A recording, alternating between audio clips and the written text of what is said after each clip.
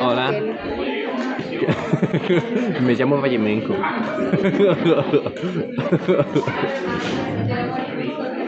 Oh, Vallemenco. Poco usado, pero bastante querido. ¿Por qué? ¿Por qué te dicen Vallemenco? Porque soy tan grande como una ballena y cariñoso como un flamenco.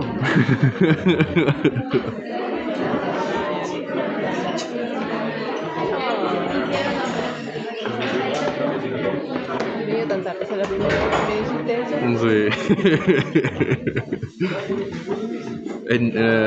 Es nada típico. Es atípico a 1000. Mira acá.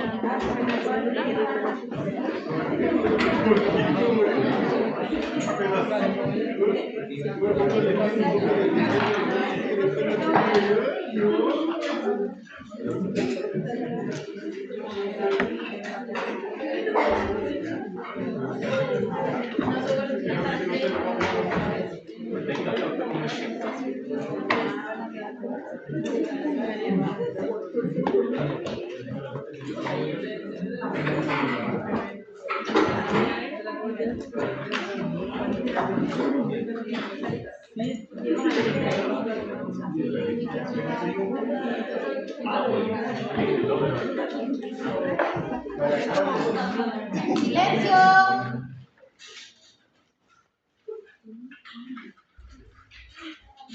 Todavía me quedan un par de minutos antes de partir.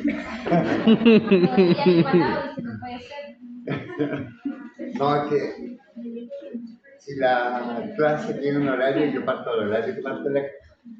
Como todavía nos falta un cuarto más.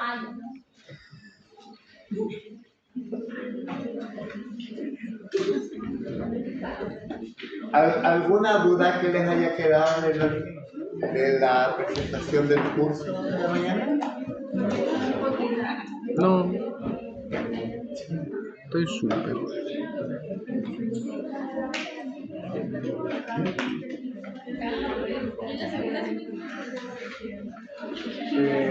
Cada uno 5% y el promedio de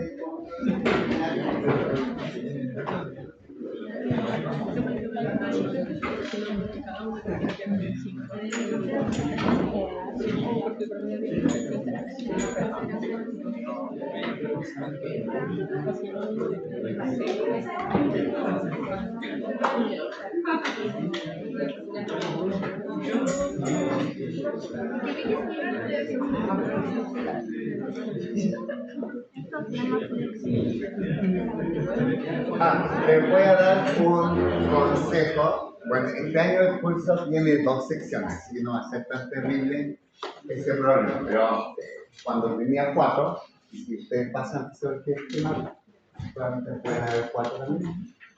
A veces uno cree que porque le manda el correo a más personas va a obtener respuesta. Una experiencia cuando un estudiante, en vez de mandarle el correo, al PEC, directamente se lo manda al PEC de toda la sección y a la secretaria y al profe que hizo la clase y al profe que hizo el seminario. Tiende a ocurrir que todos creen que lo que tienen que contestar. Entonces, como que nadie les contesta. Entonces, recuerden mandarle al TEC. El TEC de ustedes es Andrés González, ¿ya? Y el coordinador es Diego Vélez. En este caso pueden mandar también con Capiani porque con Andrés estamos siempre comunicados. ¿Ya?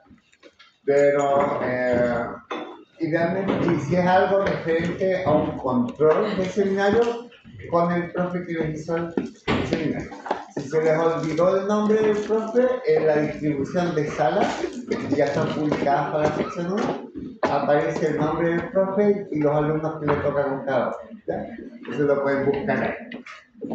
Ya, necesitan acordarse quién les hizo el seminario. Ok, ya siendo cuarto para las 5, vamos a partir. Entonces, esta es la tercera clase de la unidad de fisiología celular, que corresponde a la clase de potencial de memoria. Entonces, un breve recordatorio de lo que ustedes vieron anteriormente. Entonces, el potencial químico, recuerden que está definido por esta ecuación del potencial químico, electroquímico para una sustancia o un sustrato que es cargado, ya como un ion. Y está el potencial del sistema más la constante de los gases multiplicado por la temperatura y siempre en grados Kelvin, es temperatura absoluta, por el logaritmo natural de la concentración del sol. Y si es cargado, uno agrega el componente eléctrico, que es la carga del ion, multiplicado por la constante de Faraday y por el potencial eléctrico del compartimento en el que está el sol. Entonces, Z, por ejemplo, si el ion es sodio, nunca se les olvide esto, porque cambia todo el resultado, sería igual a más 1, que tiene una carga positiva. Si es un ion como el calcio, Z sería más 2. ¿Verdad? Pero si es un anión como el cloruro, Z correspondería a menos 1. ¿Verdad? Entonces, ahora, si uno tiene un ion que puede moverse entre dos compartimentos, por ejemplo, desde el líquido extracelular hacia el líquido intracelular, ahí definimos una diferencia de potencial electroquímico. La diferencia del potencial electroquímico que tiene en un compartimento comparado con el que tiene en el otro. ¿Ya? Entonces, la misma ecuación que tenemos acá se hace la diferencia entre ambos. Entonces, tenemos la del compartimento 2, tenemos la del compartimento 1, ¿ya?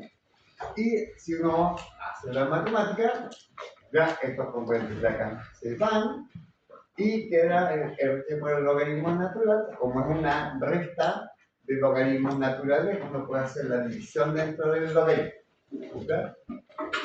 Entonces quedaría el logaritmo natural de la concentración en 2 partido por C1 más ZF multiplicado por la diferencia de potencial en 2 menos el potencial en.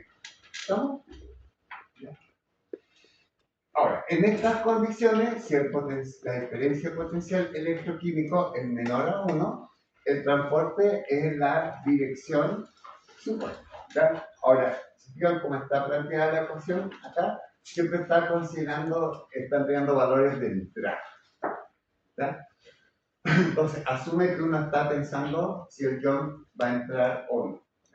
Entonces, si el valor es menor que 1, el ion debería entrar en forma espontánea. Y si es mayor que 1, significa que no va a entrar en forma espontánea, pero podría salir en forma espontánea. ¿Se entiende eso? Sí. Y si el valor es igual a 0, significa que el ion está en equilibrio. Ahora, que esté en equilibrio no significa que los iones que están en el medio extracelular están ahí quietecitos y los que están en el medio intracelular están quietecitos y no se pueden mover de un lado a otro. Se pueden mover, o sea, un ion que está en el medio extracelular puede entrar a la célula, pero mantener el equilibrio significa que uno que está dentro tiene que salir al mismo tiempo. Entonces no hay flujos netos.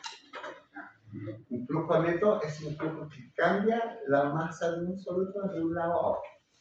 ¿No? Entonces, Recuerden que el potencial químico en esta ecuación está definido como potencial del sistema más RT por la logaritmo natural de C1 y en el lado intracelular la misma ecuación, pero la concentración en el medio inverso, para la misma sustancia, obviamente. Entonces, la diferencia de potencial electroquímico, uno hace la resta de los dos componentes, como este es igual, lo eliminamos al tiro y nos queda esta ecuación que se simplifica considerando que el logaritmo natural de una resta de logaritmos naturales es igual al logaritmo natural de la razón de ambos componentes. Entonces, uno simplifica la ecuación. Entonces, si el sistema está en equilibrio, lo que uno espera es que la diferencia de energía potencial, es decir, este valor, sea igual a cero. Y uno lo expresaría de esta manera. Si le preguntan cómo sería esta ecuación en equilibrio, uno la iguala a cero. No hay energía para que haya flujo neto en una dirección igual. Entonces, cuando la partícula no tiene carga eléctrica, ¿verdad? Esto en términos de concentración es igual a las concentraciones de que se viven. Entonces, cuando aplicamos esta ecuación para el término de equilibrio, para partículas no cargadas, por ejemplo, moléculas de glucosa o ya, glucosa es un superbeneficio particularmente. Ok. Ahora, ¿qué pasa si es cargado? Como es cargado, tiene un componente eléctrico ahora que aporta energía al sistema. Entonces, al componente químico que teníamos acá, que vimos anteriormente, le sumamos el componente, la carga del ion, por la constante de Faraday, por el potencial eléctrico del compartimento en el que está, para ambos casos, y la diferencia de potencial electroquímico, fíjense que es muy parecido a lo que vimos antes, pero tiene esta rayita arriba. ¿Ya? Cuando esta letra Y es el mu y una rayita arriba, hablamos de potencial eléctrico.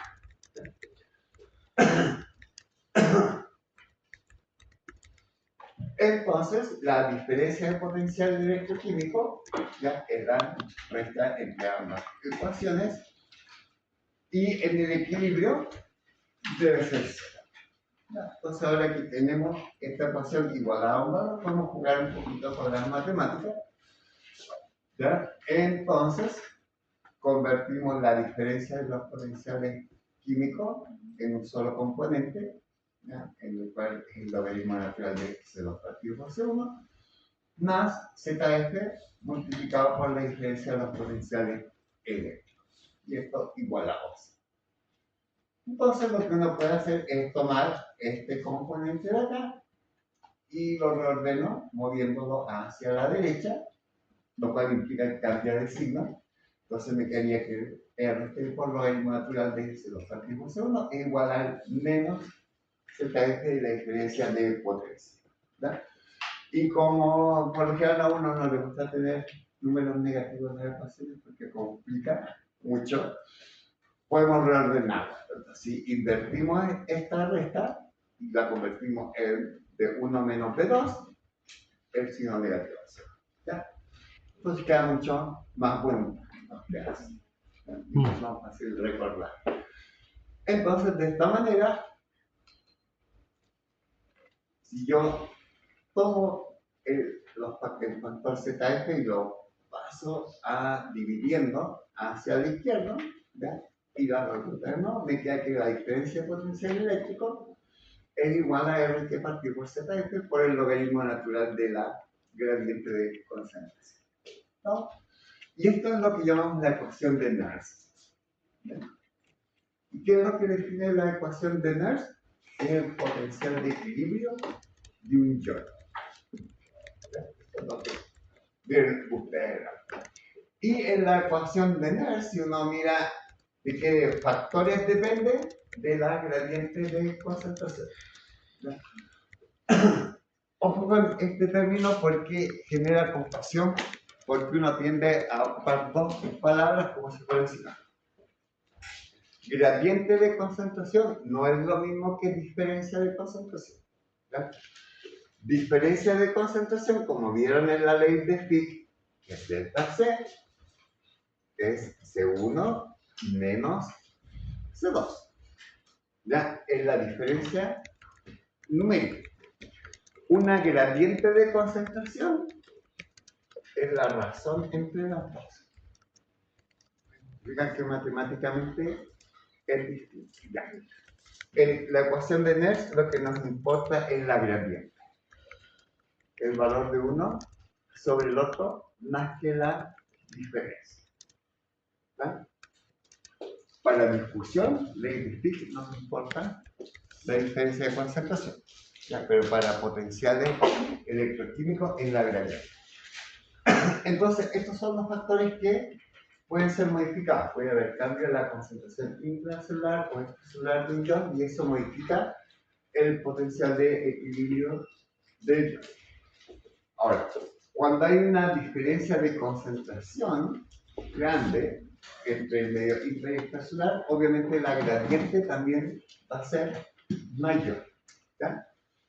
Por lo tanto, hay una mayor diferencia, va a generar una mayor diferencia de potencial eléctrico entre el medio extra y intracelular. Y si la gradiente de concentración es menor, esta diferencia obviamente va a ser menor. Ahora, el potencial de membrana es una diferencia de potencial eléctrico entre el lado interno, o cara interna, y la cara externa de la membrana. ¿Ya? Entonces, la membrana lipídica, ¿ya?, que forma la célula, está hecha de polímeros y tiene un espesor muy, muy pequeño.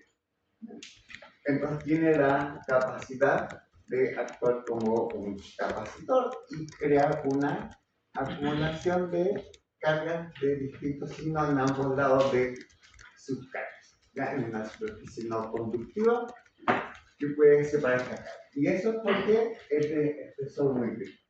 Y esto uno lo puede medir con un par de electrodos, ¿ya?, que es un equipo eléctrico donde uno puede detectar esta diferencia de potencia.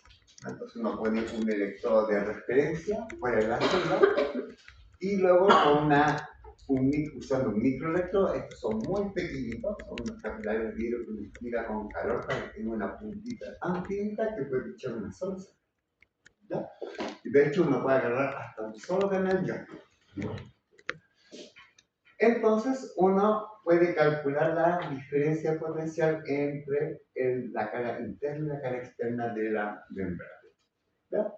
Ahora, como la ecuación de Nernst define cómo se relaciona con el potencial de membrana, se fijan, esta es la ecuación de Nernst que vimos anteriormente, que la fuimos deduciendo paso a paso. Si esta diferencia de potencial que estaba en la ecuación de Nernst, consideramos que la diferencia de potencial entre la cara interna y externa de la membrana plasmática, este B1 menos B2 es el potencial de membrana. ¿Ya? Por lo tanto, la ecuación del valor obtenido la ecuación de Nernst, ¿ya?, para un ion que tiene concentraciones definidas en el medio intra y extracelular, nos da el potencial de membrana en el cual el ion está en equilibrio. Esta es la definición. O sea, si para una cierta condición donde, por ejemplo, el ion potasio tiene una determinada concentración extracelular, acá cambiamos el C2 por extracelular y el C1 por intracelular. ¿Sí? En una condición donde, por ejemplo, la concentración extracelular de potasio tiene un valor definido y la intracelular otro valor definido, Nernst nos va a indicar el potencial de membrana en el cual el ion potasio se encuentra en equilibrio. ¿Ya? Es decir, no va a haber flujo neto de iones potasio hacia un lado u otro. Bueno, en resumen, para un soluto sin carga eléctrica se obtiene el equilibrio cuando se igualan las concentraciones en ambos lados de la membrana. Para un soluto iónico con una carga Z, se obtiene el equilibrio cuando se cumple la ecuación de Nernst para el soluto, es decir, cuando está en un potencial electroquímico igual ácido. ¿Ya? Ahora, en términos mecanísticos, ¿cuándo ocurre eso? Cuando las fuerzas que empujan el ion hacia afuera, para que salga, son iguales pero de signo negativo y distintos a las fuerzas que impulsan que el ion se mueva hacia arriba. Están balanceados. Ahora, el potencial de membrana es una propiedad de todas las células. Todas las células tienen un potencial de membrana. Puede ser mayor, puede ser menor, más negativo, más positivo, pero todas tienen un potencial de membrana. Y esto, recuerden que siempre es la diferencia de potencial entre el interior y el exterior de la célula. Ahora, obviamente, para que la ecuación de Nash se cumpla, el ion tiene que ser permeable.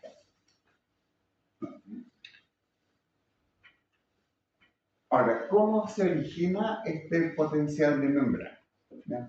Lo sorprendente es que se genera en forma espontánea.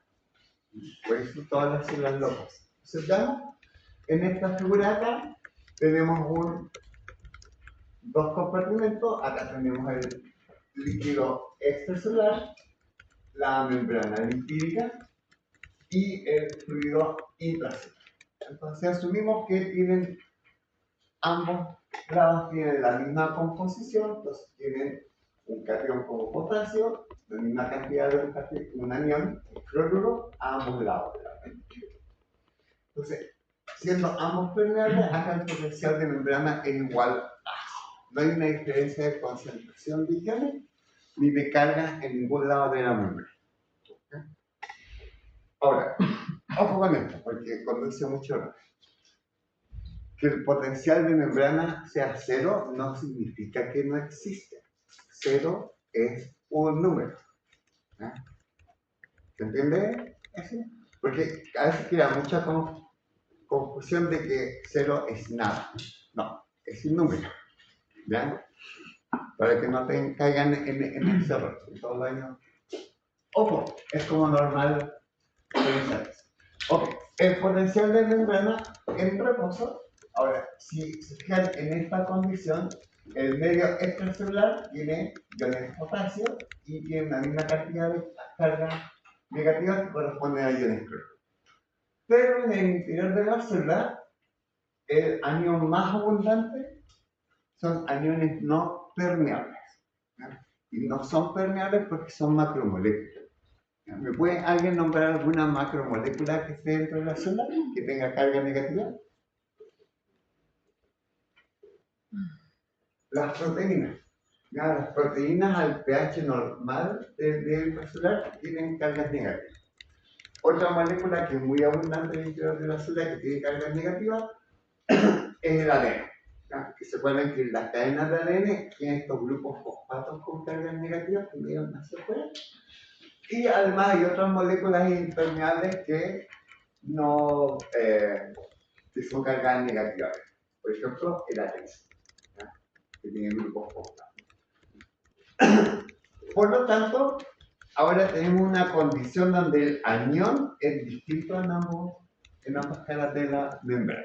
¿Ya? Pero si las proteínas no son permeables, porque son muy grandes, no tienen transportadores que los puedan mover, pero el ion cloruro es permeable porque hay transportadores y canales permeables. Entonces, como hay cloruro en este lado, pero no hay cloruro en el medio intracelular, ¿verdad? ¿Qué es lo que tenemos? Una gradiente de concentración. Y si hay una gradiente de concentración, va a haber una diferencia de potencial químico favorable para que el cloruro se mueva desde el medio extracelular hacia el medio intracelular. ¿Entienden? Por lo tanto, vamos a ver que va a haber un flujo de iones cloruro a través de la membrana y el cloruro se va a empezar a sumar a los aniones ya existentes, que son los aniones impermeables al interior de la célula. Ahora, por principio de electroneutralidad, si un anión se mueve a través de la membrana, tiene que seguirlo un catión con la misma cantidad de carga, ¿cierto? Entonces, cuando se mueven iones cloruro, los van a seguir iones potasio. El problema es que ya hay potasio dentro de la célula y está la misma concentración en el medio externo que en el medio interno. Por lo tanto, el potasio se estaría moviendo en contra de su gradiente de concentración. Eventualmente va a actuar como un freno de movimiento del cloruro. Entonces, no todo el cloruro no va a llegar a un equilibrio químico entre ambos compartimentos, ¿ya? Porque no es capaz de mover al mismo tiempo la misma cantidad de iones potasio, porque el potasio se está moviendo en contra de su concentración. Requiere la fuerza del gradiente químico del cloruro que lo impulsa a entrar a la célula, pero tienes el gradiente químico del potasio que es desfavorable para entrar a la célula. Eventualmente llegan a un balance, ambas fuerzas. El resultado es que igual va a entrar algo de potasio, la misma cantidad que entró de cloruro. Entonces, fíjense ahora la condición que tenemos. Tenemos un medio intracelular que contiene más potasio que el medio extracelular pero tiene menos cloruro que el medio intracelular, pero tiene estos aniones impermeables. ¿Ah? Ahora, en esta condición es fácil ver en qué lado de la célula de la membrana hay más osmolitos. La intra. Si uno suma estas dos barritas de acá, es más grande que estas de acá. Ujú. Entonces, este movimiento de iones, ¿ya?, va a generar también una diferencia de potencial químico para el agua, ¿ya? Por lo tanto, uno esperaría que hubiera un flujo de de agua. agua asociado, ¿ya? Ahora, entonces, tenemos que se dan estas condiciones. El potasio intracelular es mayor que el potasio extracelular porque es el inicial más lo que arrastra el cloruro, ¿ya? Y cuando llega a este equilibrio, lo que se va, ¿qué condición se da? Que el potencial de membrana que se genera es igual al potencial de equilibrio del cloruro y al mismo tiempo igual al potencial de equilibrio o igual al potencial de equilibrio de potasio, ¿ya? Por lo tanto, si ocupamos las definiciones de la ecuación de Nernst, se nos da que RT partido por F, logaritmo natural de cloruro intracelular, partido por extra, es igual a la misma ecuación del potasio, pero fíjense acá los factores están invertidos. Deberían, en teoría, estar siempre extracelular arriba y intracelular abajo. Pero como el cloruro es un ion negativo, para eliminar el Z y que sea igual para los dos, significa que me eché el Z acá, lo convierto en uno, entonces da igual. Cuando uno le cambia un signo a un logaritmo natural, uno da vuelta a los factores, ¿no? Y eso debería ser negativo, no real. Y esta ecuación de acá es importante porque define lo que llamamos la ley de Donald, que básicamente nos dice que el producto de los iones permeables en el medio extracelular es igual al producto de los iones permeables en el medio intracelular. Es decir, si yo multiplico esto, potasio, por cloruro del medio extracelular, tiene que dar el mismo valor que si multiplico el valor del potasio por el valor del cloruro. ¿No? ¿Cómo? Solo considero los iones permeables, por lo tanto, si fijan, no están las proteínas en esta ecuación, porque son permeables. Claro, y ahora, eso si uno lo mucho mira, como ahí está. gráficamente uno dice, ya, estoy multiplicando dos medianos y a este lado estoy multiplicando uno chico y uno grande. Eso es como lógico. Se da las proporciones que describe la ley de Nernst. Ok, entonces, estamos en esta condición donde están generando el potencial de membrana, que es un valor negativo, ya, por la definición de cargas negativas, Y en el equilibrio se van a dar estas condiciones, que el cloruro extracelular es mayor que el intracelular y el potasio intracelular es mayor que el potasio extracelular. Ahora, por electroneutralidad tengo que tener la misma cantidad de cargas a un lado que el otro.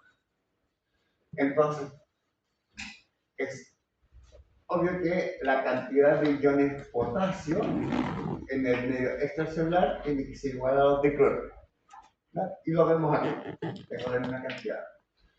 Y la cantidad de iones cloruro más las proteínas es igual a la cantidad de cargas que aporta el potasio. ¿Verdad? Entonces, si bien hay una diferencia entre ambos lados de la membrana, en cada compartimento tiene que darse esta condición de electroneutralidad. Entonces, si fijan acá, yo puedo entonces, ya que sé esto, puedo decir entonces que el potasio intracelular, si el potasio intracelular es mayor que el extracelular, y yo sé que el extracelular es igual al cloruro extracelular, pesco el cloruro extracelular, lo pongo acá y me queda esto. Y va a ser lo mismo de acá, yo sé que el potasio intracelular es mayor que el extracelular, y sé que el potasio intracelular es la suma de los iones cloruro más las proteínas. Entonces lo pongo acá. ¿Ya? Y por lo tanto, si yo sumo estos dos, me va a quedar que la concentración o la intracelular de cloruro más proteínas más potasio intracelular es mayor que la concentración de potasio extracelular más cloruro extracelular. Biológicamente es obvio. ¿Ya? Ahora, este es un juego matemático para que, y además, digamos, como hay más osmolitos en el medio intracelular, hay una diferencia de potencial químico para el agua. Hay mayor potencial químico en el exterior que en el interior. Por lo tanto, debería ocurrir esto, que el agua entra al ácido. Claro, porque potencial cuando es negativo entra, de veras. Claro. Sí. Entonces va a entrar. El problema es que si entra, ¿qué le va a ocurrir a la célula? Se hincha. Se hincha. ¿Y qué pasa con la concentración de estos electrolitos? ¿Disminuye? Disminuye, se van a diluir. Por lo tanto, este hermoso equilibrio que había alcanzado Se va a romper de nuevo. se va a romper de nuevo y va a tener después. que generar de nuevo. Y la consecuencia es que después la célula se va a volver a hinchar. Voy a tener que hacer un nuevo equilibrio, se va a volver a hinchar hasta que se va a romper. ¿Verdad? Porque estoy constantemente generando una gradiente hormónica, ¿ya? Y alterando el potencial de equilibrio de agua. Ahora, las células de hongos y células vegetales solucionan este problema con una estructura que se llama pared celular. ¿La han escuchado? ¿Ya? Entonces tiene esta pared celular que está hecha de polímeros de carbohidratos, entonces es como un cascarón. ¿Ya? Entonces, si la célula que está dentro se hincha, va a tocar la pared celular y la pared celular ejerce presión hidrostática que compensa la presión ósmica. Entonces, llega a ese tamaño y no se repite. ¿Ya? Pero nosotros que somos mamíferos no tenemos pared celular. Así que tenemos que buscar otro mecanismo para evitar que explotemos bajo el efecto de la ley de Bohr. ¿Cómo lo hacemos? Sumando un catión impermeable en el medio externo. Entonces ahora la osmolaridad en ambos compartimentos es la misma, por lo tanto no se genera una diferencia de potencial químico para el agua y no va a haber flujo neto de agua en ninguna dirección. ¿Ya? El problema es de dónde sacamos el catión no permeable. ¿Ya? El sodio. Entonces ahora ustedes me pueden tirar piedras, tomates y decir, pero ¿cómo si en la mañana nos dijeron que habían canales de sodio y que el sodio podía entrar a la célula? Bueno, pero si un ion sodio entra y yo lo saco inmediatamente, ¿hay un flujo neto de sodio? sería cero. Entonces, si yo le tomara como la foto del momento, parecería que es impermeable, ¿no? Es como si entrara un estudiante y sale un alumno. Entra uno, sale, ¿no? Entonces, y tenemos una manera de hacer eso, porque cada vez que entran iones de sodio a la célula, la bomba de sodio los va a tomar y los va a intercambiar con iones de potasio. Entonces, el sodio es un catión que es funcionalmente impermeable, ¿ya? Pero si bien permea, funcionalmente no se ve que permea porque se entorna, ¿ya? Y no gastamos energía para hacer eso en forma de ATP porque lo estamos bombeando contra su gradiente de electrón. Por lo tanto, si ahora hay un equilibrio osmótico entre ambos lados de la célula, este equilibrio, ¿ya?, al que llegué y que formó esta diferencia potencial de membrana, lo puedo mantener constante. Y así es como se genera el potencial de membrana. Ahora, ¿por qué el potencial de membrana siempre tiende en la mayoría de las células a ser un valor negativo? Porque necesitamos que entren cosas a la membrana para poder... Pero podrían entrar siendo positivos.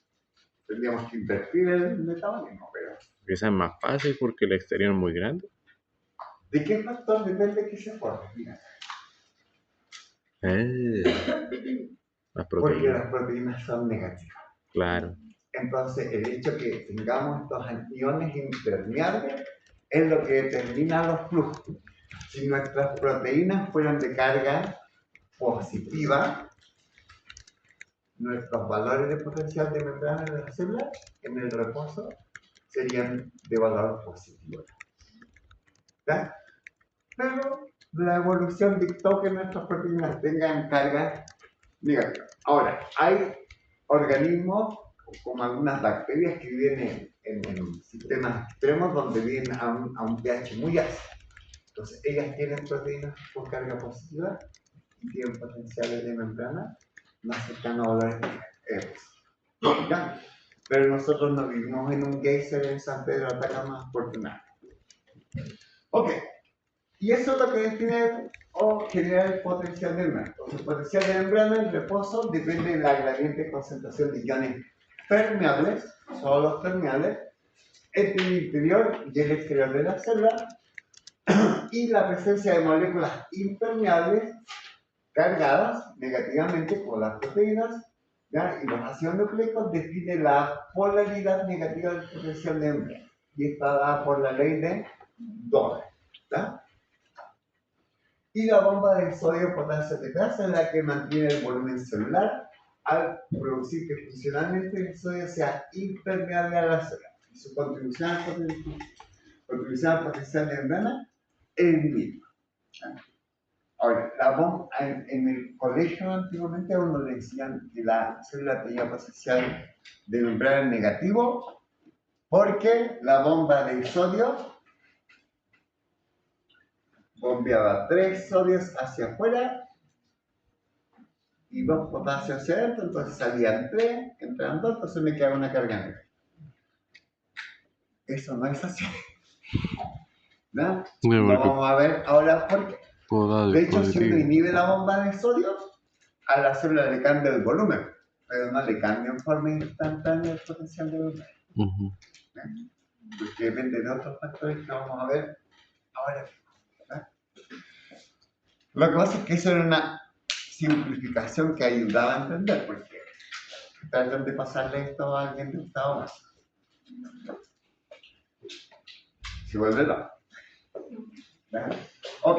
Potencial de membrana en una célula que es permeable a un ion. Imaginemos una célula que solamente es permeable a un ion. Entonces tenemos esta célula adentro, tiene iones potasios y aniones no permeables.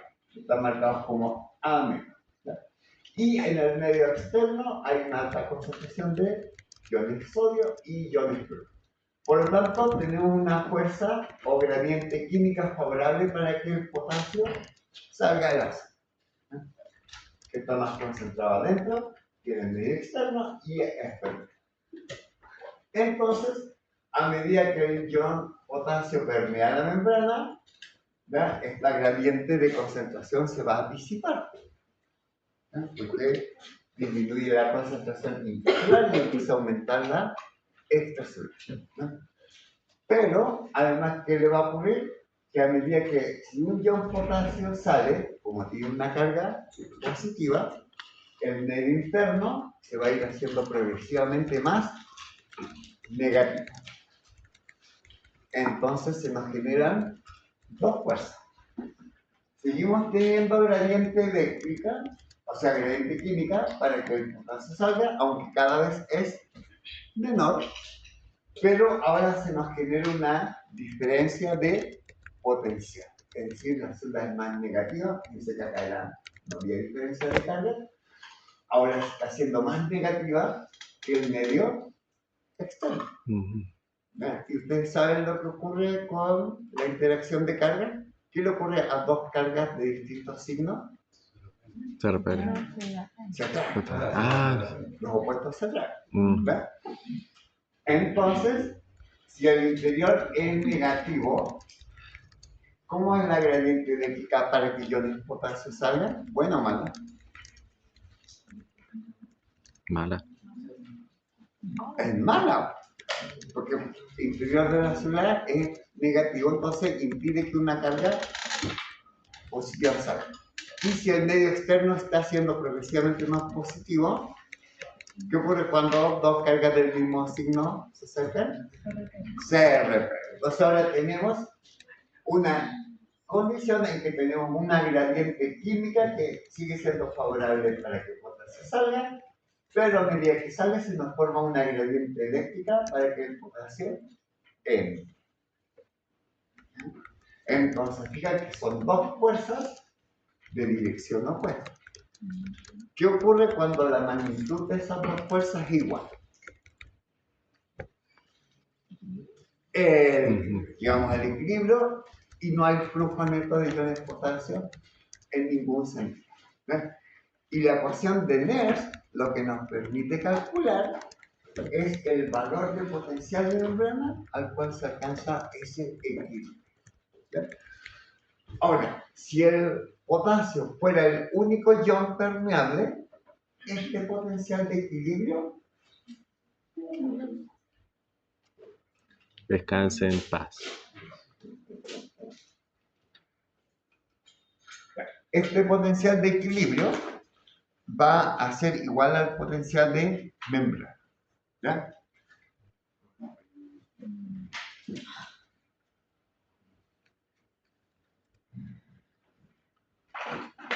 Vamos a cambiar de punto.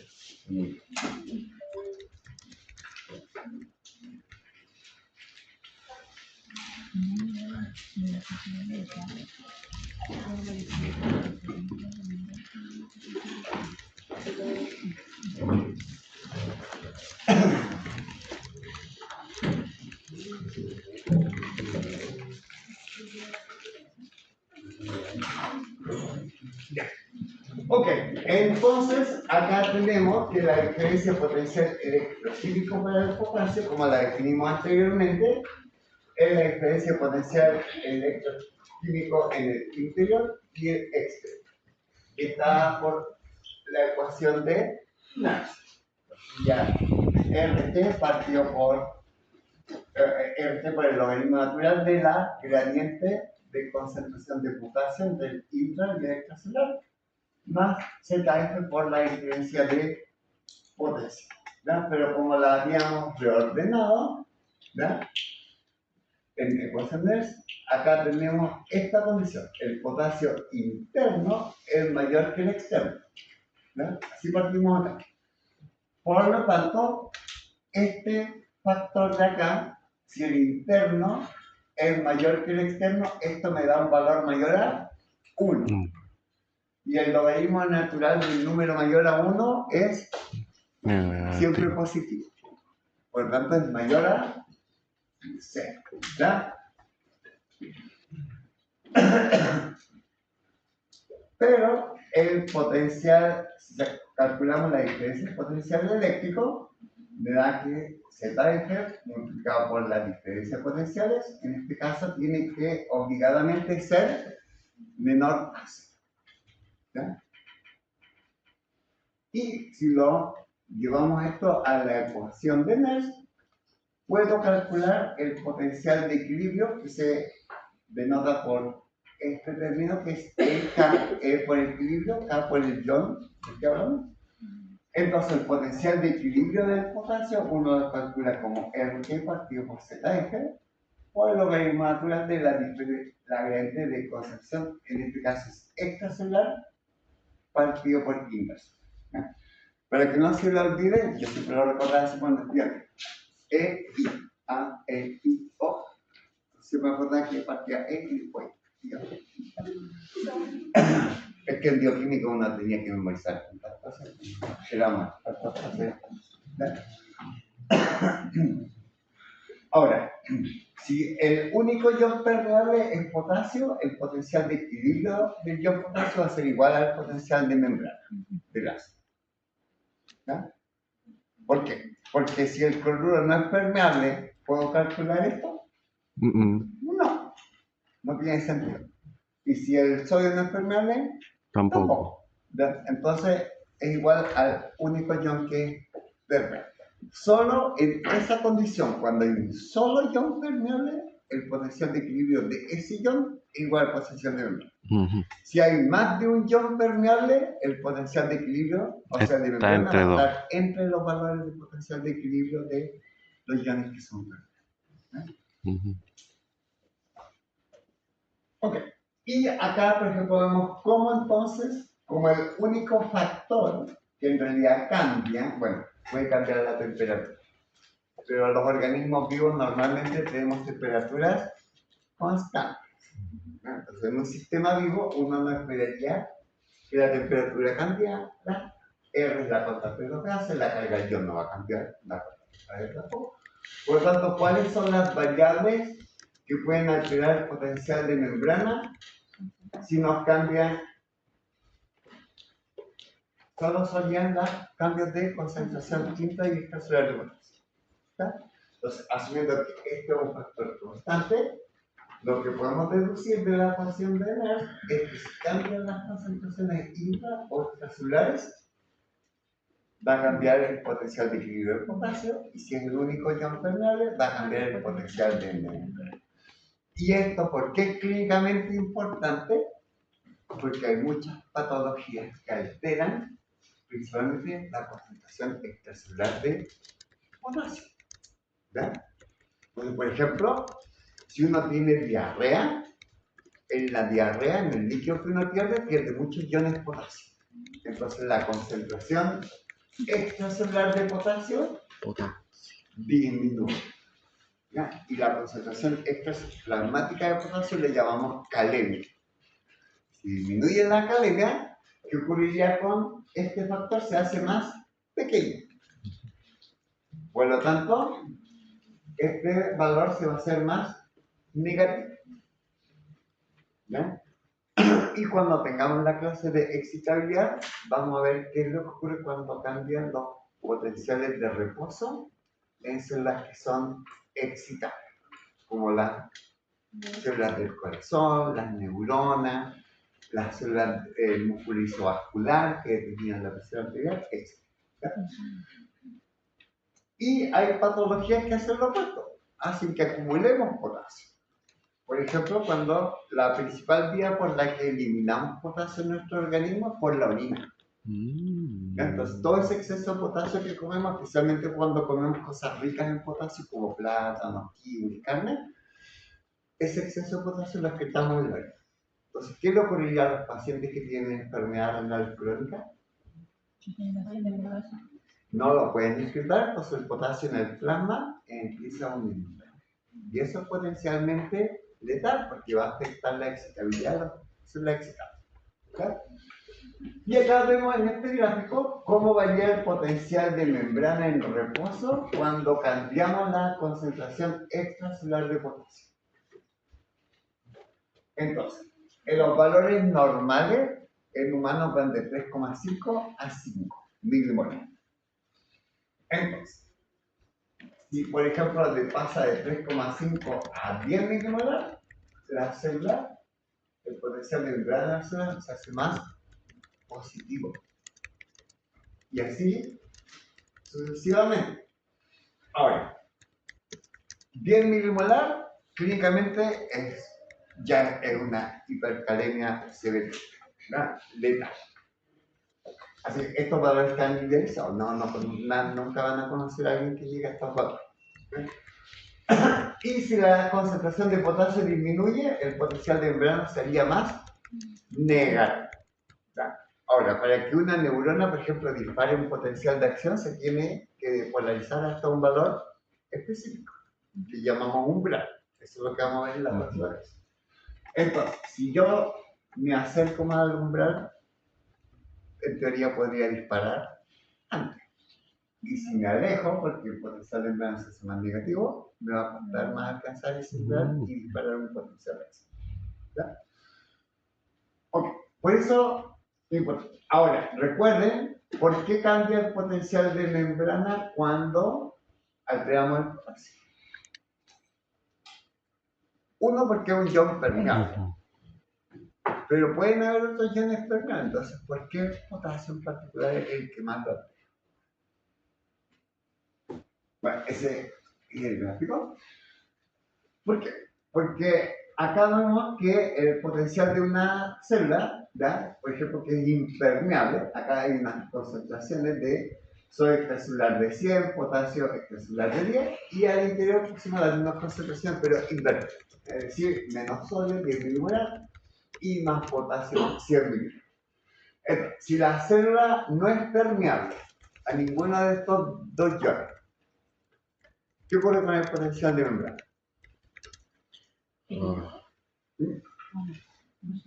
No hay nada, no pasa nada. ¿Lo puedo medir?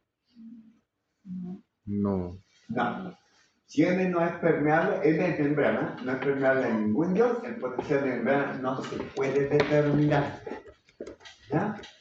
Solo los solutos permeables influyen en el potencial de membrana. ¿Ya? Ojo, acá de nuevo. El que no se pueda determinar no significa que es cero, porque cero es un valor, es un número. ¿Ya? Si ustedes hacen esta medición, el instrumento se vuelve, dice error. No hay nada. ¿Ya? Ahora, la vida real, las células siempre tienen algún tipo de permeabilidad a mínimo 1, 2 o 3 iones. Por tanto, esta es una condición teórica. Ahora, si la célula es permeable, a ver si me sale.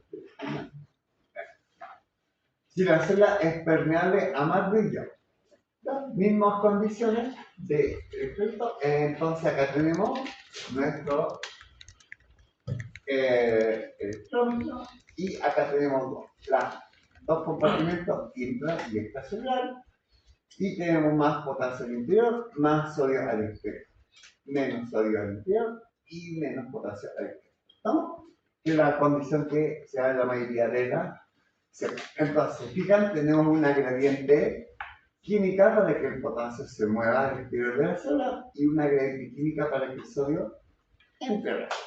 ¿No? Así que hay más sodio fuera que adentro y más potasio adentro. Entonces, si la célula fuera solo permeable a potasio,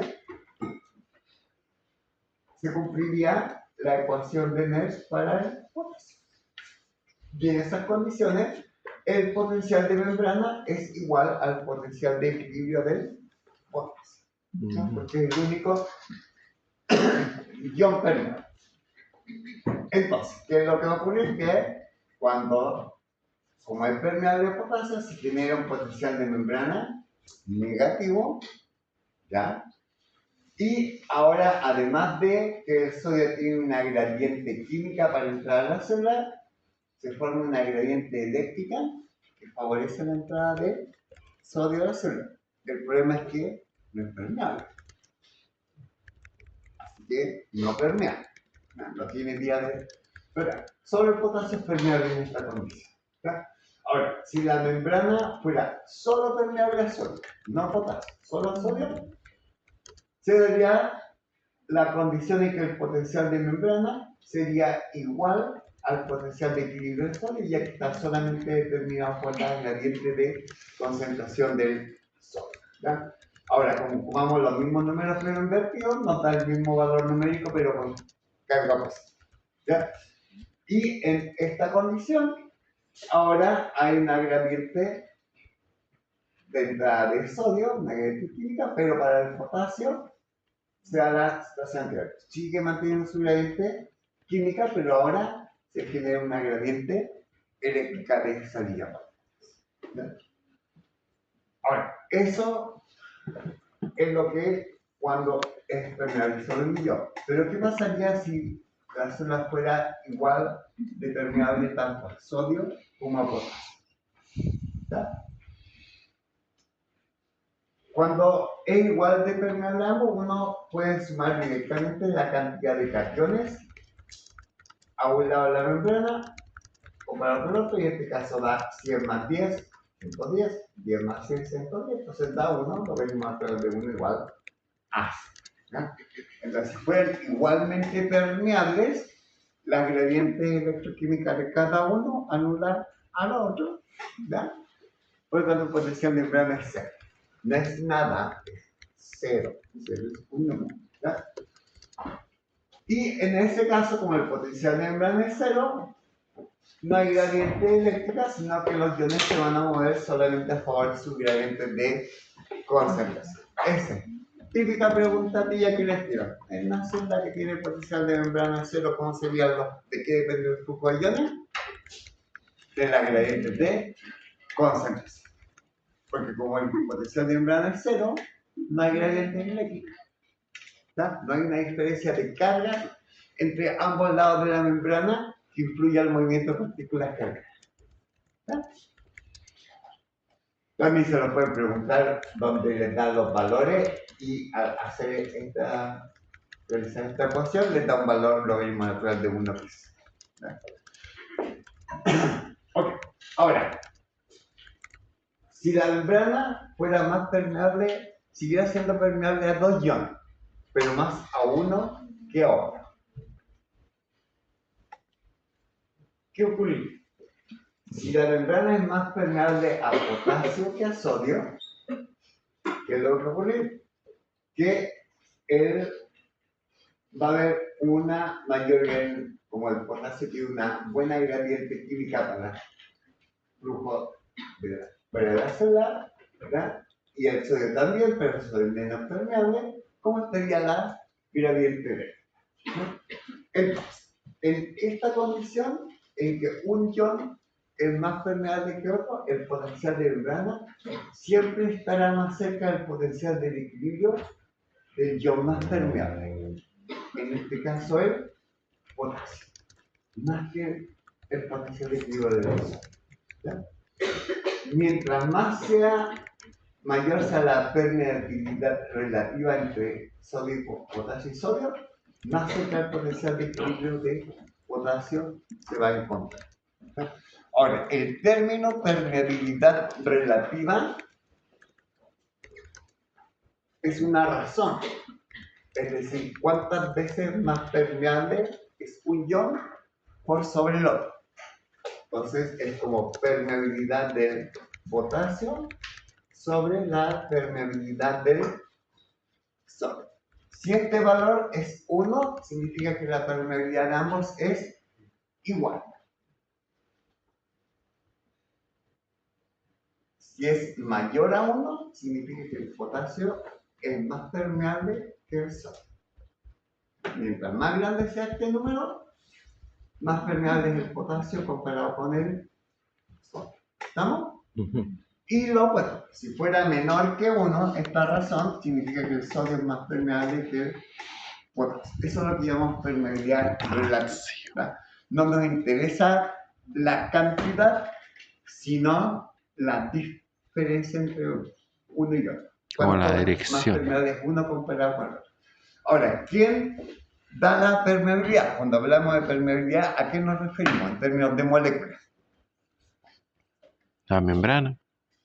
La membrana no es permeable. ¿Por dónde permean los iones? Por los canales. Por canales. Entonces, cuando uno habla de permeabilidad, está hablando de canales abiertos. Entonces, cuando uno dice que hay más permeabilidad a potasio que a sodio en el potencial de reposo, significa que hay más canales de potasio abiertos que los canales de sodio que están activos. Si uno dice que la permeabilidad de potasio es igual a la de sodio, significa que la cantidad de canales abiertos y por lo tanto la cantidad de iones de potasio que se mueven en una dirección es igual a la cantidad de iones de sodio que se mueven en la dirección. ¿Estamos? ¿Sí? Creo. Entonces, molecularmente hablando, cuando uno dice permeabilidad, uno está hablando de canales de iones, pero abiertos. Están cerrados, no permean. Entonces, cambios de permeabilidad para un ion siempre se refieren a cambios en la cantidad de canales iónicos que están abiertos. Claro. Que están conduciendo iones. Al lugar más luz 4.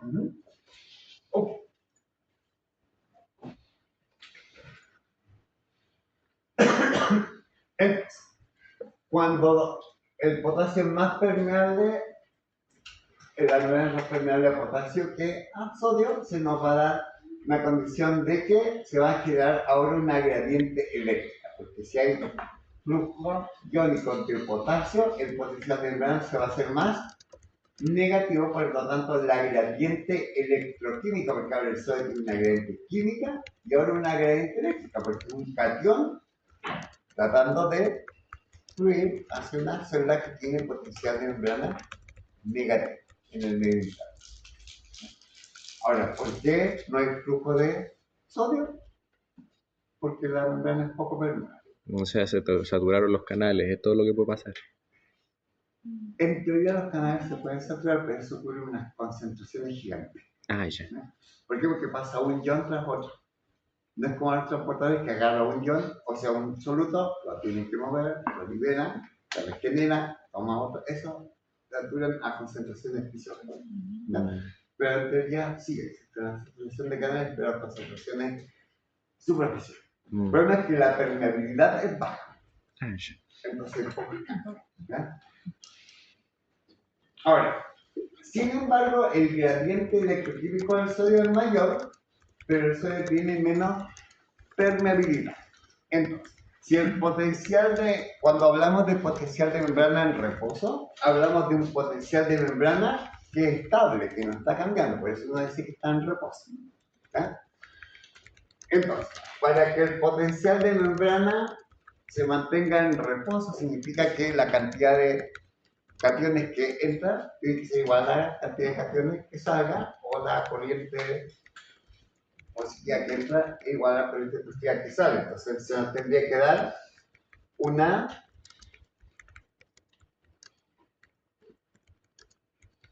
condición en que la corriente de entrada de sodio es igual a la, pero de distintos signos que la de potasio. ¿Cierto? Porque si hay más corriente de positiva de entrada que corriente de salida, este potencial no se va a mantener en un valor estable, va a cambiar. Entonces, la gran pregunta es, hay poca permeabilidad a sodio y hay una alta permeabilidad a potasio en esta condición que les describo. Entonces, ¿cómo se puede mantener un potencial de reposo estable? Llegando al equilibrio. Ya, pero tengo que mantener, significa que para que el potencial de membrana tenga un valor estable, la cantidad de sodio que atraviesa la membrana por segundo tiene que ser igual a la de potasio que sale. Por lo tanto, la corriente de sodio más la corriente de potasio tiene que ser igual a 0. ¿Por qué? Porque son de igual magnitud, pero distintos signos. ¿No? Entonces, ahora lo que es difícil de entender es que, claro, el problema es que yo tengo menos canales de potasio, de sodio, abiertos, y más de potasio. Entonces, ¿cómo logro tener la misma corriente con menos canales que el potasio que tiene más canales? Aumentando, no sé. Entonces, esta es la condición de equilibrio. El flujo neto de especies permeables tiene que ser cero para que el potencial de membrana se mantenga a un valor estable. Porque si esa no es cero, sino que es menor a 1, el potencial se va haciendo más negativo, y si es mayor a 1, se va haciendo más positivo y no a un valor estable. Entonces la corriente de sodio tiene que ser igual a la corriente de potasio, pero de signo negativo. Entonces, el fenómeno se describe porque el potencial de equilibrio del sodio es muy positivo. Entonces le colocamos un cloruro. Entonces la diferencia entre el potencial de equilibrio del sodio con el potencial de membrana es muy grande. Y eso se llama fuerza electromotriz, que es la fuerza que mueve los iones. En cambio, el potencial de equilibrio del potasio está muy cerca del valor del potencial de membrana. Por lo tanto, esa diferencia es muy pequeña. Por lo tanto, la fuerza para mover iones a través de canales de potasio es muy pequeña. Entonces, tenemos una condición en que hay pocos canales de sodio, pero mucha fuerza para mover iones por segundo. Y para el potasio hay muchos canales abiertos, pero poca fuerza para moverlos por segundo. Y así se desacelera. La cantidad de iones de sodio que se mueve es igual a la de potasio, pero el signo opuesto, en dirección opuesta. ¿Ya? Brujería. ¿Se entiende? Entonces, menos canales, pero más fuerza para mover iones por unidad de carga. Más canales, pero menos. ¿Vamos? Ok. Entonces, si esta ecuación que vemos acá, este es un pedacito de una ecuación que se llama ecuación de Goldman, Hodgkin y Katz, o habilidad GHK para los amigos. Y lo que estos tres investigadores definieron es una ecuación que describe el comportamiento del potencial de membrana en función de la permeabilidad de los iones más permeables y de los gradientes de concentración de los iones. O sea, acá tenemos una condición en que si hay dos iones permeables, como el sodio y el potasio, entonces el potencial de membrana es igual a RT partido por F por el logaritmo natural de la permeabilidad del sodio por la concentración extracelular más la permeabilidad de potasio por su concentración extracelular partido por permeabilidad de sodio por el sodio intracelular más permeabilidad de potasio por potasio intracelular. Si tenemos más iones, les vamos colocando nomás para allá, ¿cierto? Exactamente. Si hay más iones permeables, uno debe sumar los iones permeables. Entonces puede sumar cloruro, protones, bicarbonato. Eso me gustó. Sumar iones bivalentes es matemáticamente más complicado. De hacerse, o sea, como desarmar, se vuelve súper complicado. Pero en condiciones basales, las permeabilidades de calcio súper bajas. Entonces no contribuyen al potencial de reposo. Eso está definido para el potencial de reposo, principalmente. Entonces los iones se moverán a favor de sus respectivos gradientes de potencial electroquímico, alcanzando la célula en un estado estacionario. Estado estacionario no es equilibrio, es el estado al que tú llegas, ¿verdad? Pero no es, ningún ion está en equilibrio en esa condición. ¿Ya? Ahora, si la permeabilidad a sodio es cero, ¿qué le ocurre a esta ecuación? Esto con esto es cero, esto con esto es cero, por lo tanto me queda solo esto. Y la permeabilidad es igual en ambos lados, así que esto se anula, entonces me queda igual que la ecuación de Nernst para potasio. Y por eso cuando hay solo un ion permeable, el potencial de membrana, definido por la ecuación de Goldman, es igual a la ecuación de Nernst. ¿Lo ven? Si yo elimino todo esto, y PK partido por PK es 1, partido los saco, me queda PM es igual a RT partido por F, logaritmo natural de K extracelular partido por F, que es Nernst. Entonces, siempre recuerden que cuando hay solo un ion permeable, el potencial de membrana es igual al potencial de equilibrio, porque en esa condición, y solo en esa condición, La ecuación de Nash, que define el potencial de equilibrio, es igual a la ecuación de Goldman, Hodgkin y Katz, que define el potencial de membrana. ¿Ya? Y esto lo vemos aquí. Entonces, si la permeabilidad es sobre 0, yo elimino estos dos, porque todo multiplicado por 0, 0. Y me quedaría acá pk partido por kh, pero pk es 1, entonces me queda. ¿Okay? Así que siempre recuerden eso. Entonces el potencial de membrana será el potencial de equilibrio del potasio. ¿Ya? Y lo mismo aplica para cualquier otro ion. Si la célula es solo permeable al cloruro, el potencial de equilibrio de membrana va a ser igual al potencial de equilibrio del cloruro. ¿Ya? Solo que al otro sentido, ¿no? ¿Ah? Solo que al otro sentido, porque como es negativo, ahí le tengo que dar. Exactamente. Claro. Que eso lo voy a mostrar. Acá. Entonces, en la vida real, los tres iones más permeables es potasio, sodio y cloruro. ¿Ya? Hay excepciones, células que tienen alta permeabilidad a bicarbonato o a protones, etc. Pero en general, con esos tres nos quedamos. Entonces, pero como dijiste, ¿tu nombre? Bruno. Okay. Si hubiera otro ion permeable, lo ponemos en la ecuación. Agregamos. ¿Ya? Entonces, para los tres iones permeables, la ecuación de Goldman, Hodgkin y Katz queda como ¿ya? Entonces incluye las concentraciones y permeabilidad de sodio, potasio y cloruro. Ahora, como el cloruro es un anión, el Z es menos 1. ¿Ya? Entonces, para que toda la ecuación tenga el mismo Z y lo pueda eliminar, las concentraciones de cloruro las doy vuelta. Pues significa que es sodio externo, potasio externo y acá es cloruro interno. Acá es sodio interno, potasio interno y cloruro externo. ¿Ya? Es un ajuste matemático. ¿Ya? Entonces, siempre es I. ¿Ya? Para que no se le olvide. Y es por el ajuste matemático de la carga del cloruro. ¿Ya? Entonces, ojo, esto es porque menos 1 es el Z. Entonces, en el estado estacionario se tiene que cumplir que el flujo neto de especies tiene que ser cero. ¿Ya?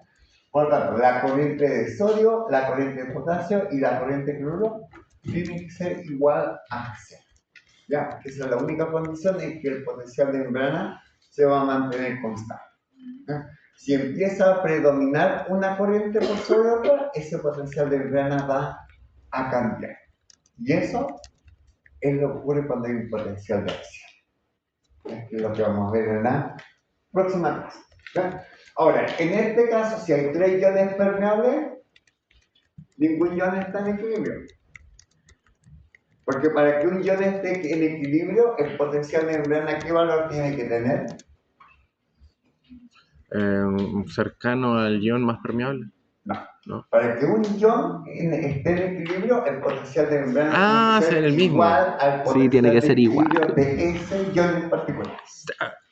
¿Ya? Entonces, si el potencial de equilibrio del potasio es menos 90, la única condición en la que el potasio está en equilibrio es cuando el potencial de membrana es menos 90.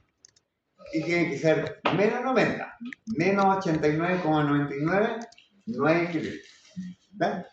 Si el potencial de equilibrio del sodio está muy bien. Si el potencial de equilibrio del sodio es más 60, el sodio solo está en equilibrio cuando el potencial de membrana es exactamente igual a ese otro.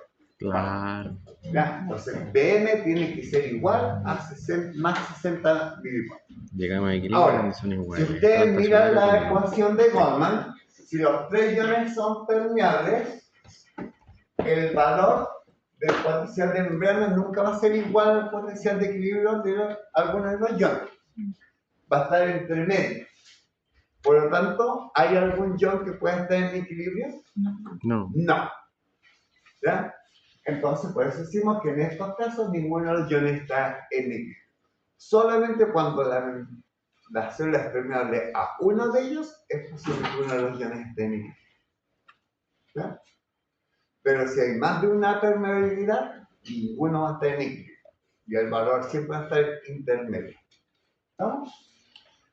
Ok. Ahora, acá vemos un gráfico donde tenemos graficado potencial de membrana en función de distintas concentraciones de potasio extracelular. Y lo que vemos acá es, en esta línea azul, es como el valor que tendría el potencial de equilibrio del potasio en cada una de estas condiciones. Y lo que vemos acá es la ecuación de Goldman, ¿ya? Pero definida solamente para dos iones permeables, sodio y potasio. ¿Ya? Ahora, acá le asignamos una permeabilidad relativa de 1 al potasio y a sodio le asignamos un valor que le llamamos alfa. Y básicamente alfa es la razón de permeabilidad o permeabilidad relativa. Entonces, cuando uno dice que el potasio es 1 y alfa es 0,1, significa que la permeabilidad del sodio es 10 veces menor que la de potasio. Si alfa es 0,01, significa que estamos diciendo que la permeabilidad del sodio con respecto al potasio es 100 veces menor. ¿Ya? Entonces, y en naranjo, para cada una de estas permeabilidades relativas, que es de sodio partido por potasio, vemos que cuando la permeabilidad del sodio es muy baja, el potencial de membrana tiende a acercarse más al valor del potencial de equilibrio del potasio. Pero a medida que aumenta la permeabilidad relativa del sodio, el potencial de membrana adquiere valores cada vez más positivos. ¿Por qué? Porque como hay cada vez más canales de sodio abiertos, se empieza el valor a desplazar hacia el valor del potencial de equilibrio del sodio. ¿Ya?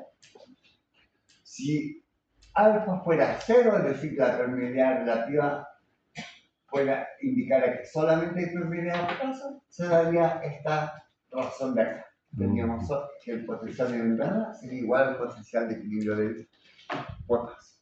¿Ya? Entonces, cuando una célula necesita cambiar su potencial de membrana, ¿ya? Y hacerlo más positivo, ¿cómo lo haría? Abriendo cada vez más canales de sodio. ¿Ya? Entonces, a medida que abre más canales de sodio, la permeabilidad relativa del sodio sobre el potasio va a ir aumentando. Y eso va a ir moviendo el potencial de membrana a valores cada vez más positivos. ¿Ya?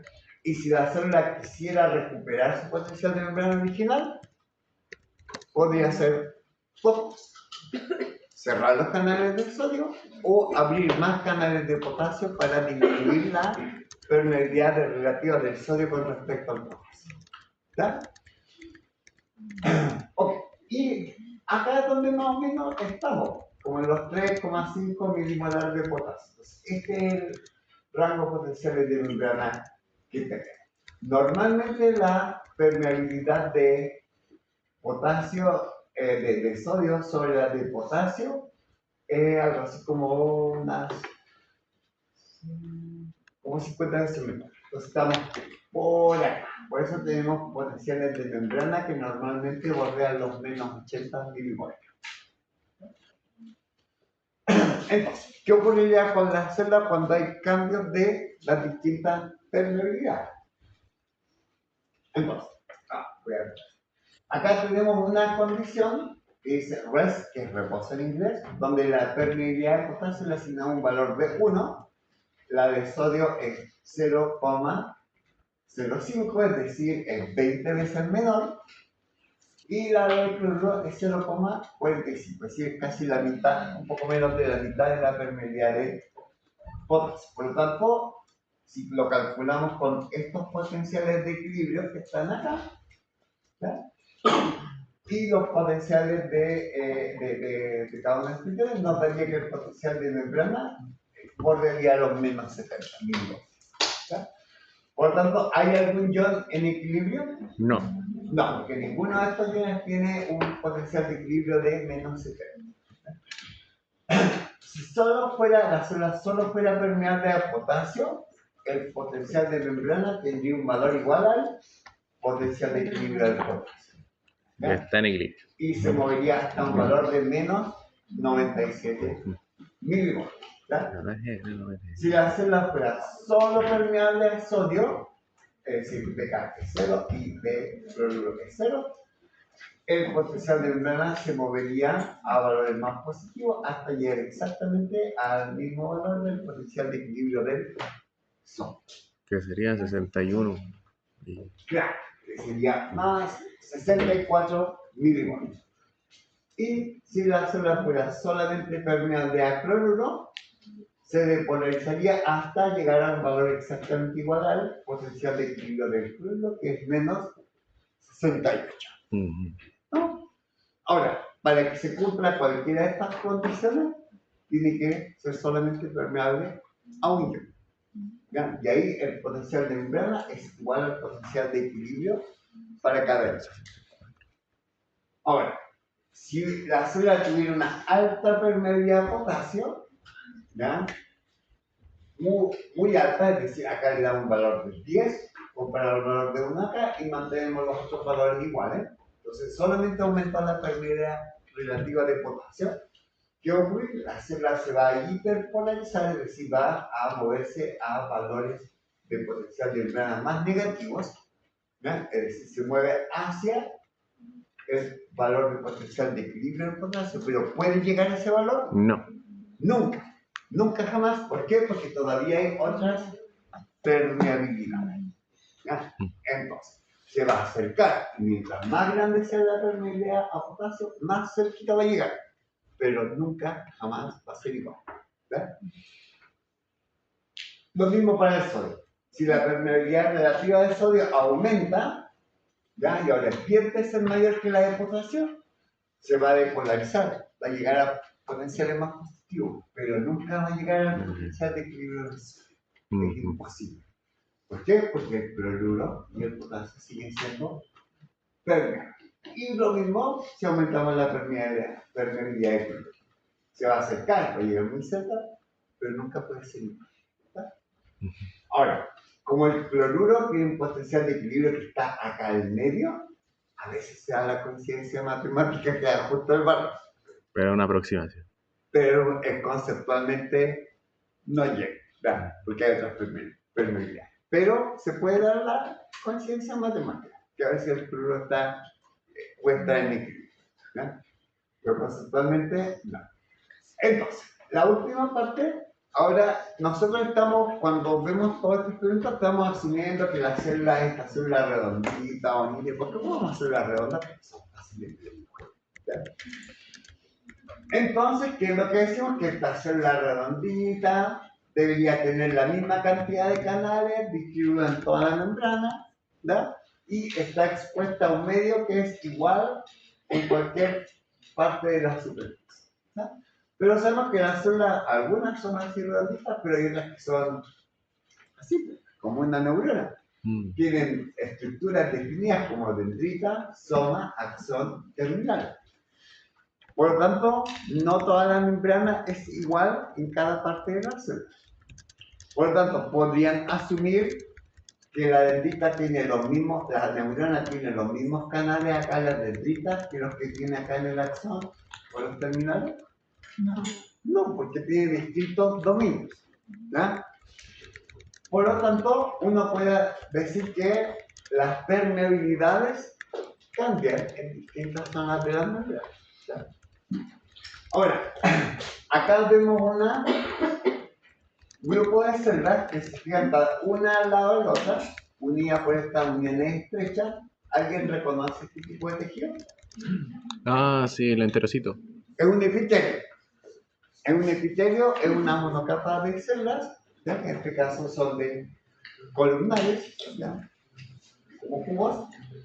Y acá estas uniones estrechas generan dos tipos de membrana. Una membrana que llamamos apical, que está acá, y una membrana vasolateral. Estos epitelios uno normalmente los encuentra en los órganos viscerales. Un órgano visceral es un órgano que es hueco, como por ejemplo el estómago, los intestinos, la vejiga, ¿no? Y normal, por consenso, decimos que siempre la membrana apical es la que mira al espacio. Entonces, en el estómago, las membranas apicales de la célula están mirando hacia el espacio vacío dentro del estómago. ¿Ya? Entonces, la comida estaría acá, ¿ya? Y el vaso lateral es el lado opuesto. Bueno, estas células tienen dos membranas, la vasolateral y la apical. Y más encima, los medios que vayan en la membrana apical y la vasolateral podrían ser distintos. Y cuando las analizamos en detalle, nos damos cuenta que estas células en cada una de las membranas no tienen los mismos canales iónicos, ni transportadores, ni bombas. Por lo tanto, ¿cómo serían las permeabilidades en cada una de las membranas? ¿Iguales o distintas? Distinta. Distintas. Y si las permeabilidades son distintas, ¿cómo serían los potenciales de membrana de cada una de estas membranas? Distinto. Distintos. Entonces podemos, fíjense ya, después de 1 hora y cuarto, podemos deducir que tenemos células que tienen potenciales de membrana distintos dentro de la misma célula. ¿Por qué? Porque hay distintas membranas. ¿Ya? Y esto lo podemos confirmar con la ecuación de Goldman-Hodgkin. Entonces, si las permeabilidades son distintas en cada una de las membranas, los potenciales de membrana tienen que ser distintos. Y de hecho, si uno los mide, yo pongo un par de electrodos acá en la membrana apical, que está acá, me va a dar un valor, por ejemplo, menos 62 milivolts. Y si pongo un par de electrodos en la otra membrana, me da menos 70. Entonces yo digo, bueno, son distintos. Y la razón es porque principalmente distintas permeabilidades. Y curiosamente yo podría decir, y si pongo el electrodo acá y otro acá, no pongo ninguno dentro de la célula, me da un valor de menos 8. 62, 70. Entonces yo pongo los electrodos a ambos lados del tejido, puedo medir la diferencia entre los dos potenciales de membrana. Y por consenso siempre decimos membrana vasolateral menos apical. ¿Sí? Y nos da un valor de menos 8 milivolts. ¿Por qué? Porque a la vasolateral es menos 62, le estoy restando. A menos 70 le resto menos 62, ¿ya? Y menos por menos es más. Entonces nos queda 1 menos 8. menos 70 menos 62, que menos 70 más 62 nos da Alegría, alegría. menos 8. Déjenme aquí.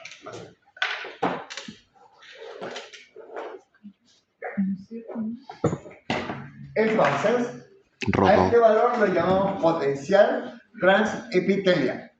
¿Está? El micrófono no alcanzó el equilibrio. Una diferencia potencial a través del epitelio.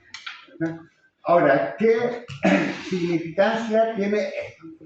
Que si hay una diferencia, el valor en menos 8 significa que el medio apical es más negativo que el vasolateral.